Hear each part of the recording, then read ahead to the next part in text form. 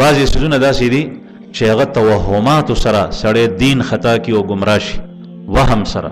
د جاهلیت د زمانې کفر و شرک بنیاد ټول په وهم باندې و، توهماتو سره. بعضې خلک چې په دې کلو کې په دیهاتو کې چرته علما نی، مدارس نی، رجوع علماو ته نی، دین ته نی، هغه خلک په وهمیاتو کې د جهل د وجې نه مبتلا شي.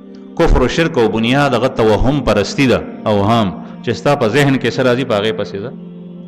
نن سبا هم یو مسله خوره شوې ده، کورونا وایرس، او د کورونا وایرس په وجه باندې خلک مفلوج شو په مختلفو ملکونو کې.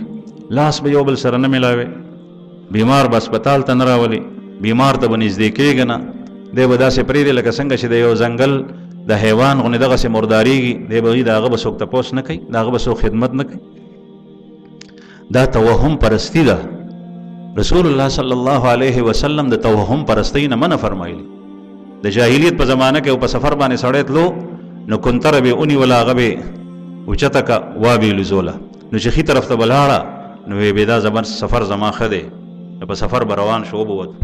او چې ګس طرف ته به کنتره لاړه نو بیا به وی چې نه په دې کې ما ته مصایب او مشکلات مخامخ کېږي، نو بیا به نه تلو په سفر باندې، په هغه غرض به سفر نه کولو. هلکه تا ته چا ویلي چې دې سفر کې بدي ده، دې کې مشکلات او مصایب دي؟ دا خو وهم دی، توهم پرستی ده. د زنانو اکثر عقاید چې باطلیږي د توهماتو نه. د جاهلیت په زمانه کې چې څومره شرک او کفر شروع شوی دی د توهماتو نه شروع شوی. نن سبا هم چې کوم سړی علماو ته، اهل اصلاح ته، اهل ارشاد ته، نیکانو خلکو ته، اولیاو ته، پوه خلکو ته نږدې کېږي نه، دی په توهماتو کې مبتلا شي. نو دا توهم پرستی ده.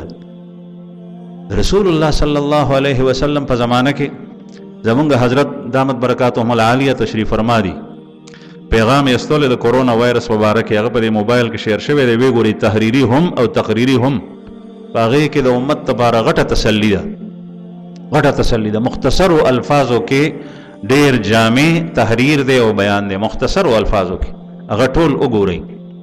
د رسول الله صلی الله علیه وسلم زمانہ، د تابعینو زمانہ، د تبع تابعینو زمانہ، زمونږ د اسلافو زمانہ تاسو وګورئ، کتابونه وګورئ، تاریخ وګورئ چې کله اجتماعي آفات او بلیات راغلي دي په معاشره کې امت مسلمه باندې، نو جماعتونو ته رجوع شوي ده، مزونو طرف ته رجوع شوي ده.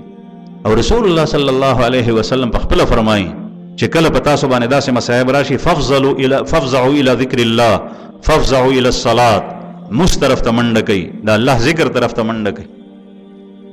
او ته بعضې حضرات علماء کرام هغوی زمونږ د سر تاجونه دي، لیکن د هر چا خپل رایې.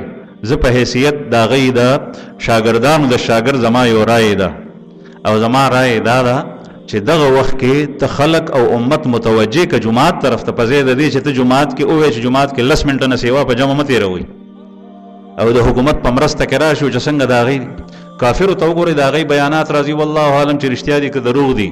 خو په دې سوشل میډیا باندې مونږ وینو چې د امریکې صدر چې کوم دی نو هغه وایي چې په داسې موقع باندې مونږ خدای ته رجوع کوو، ایمان یې پې نشته، لیکن د دنیایي غرض دپاره چې دا وبا په ما رانشي د دې دپاره خدای ته رجوع کوي، هغه کم از کم دومره خو کوي.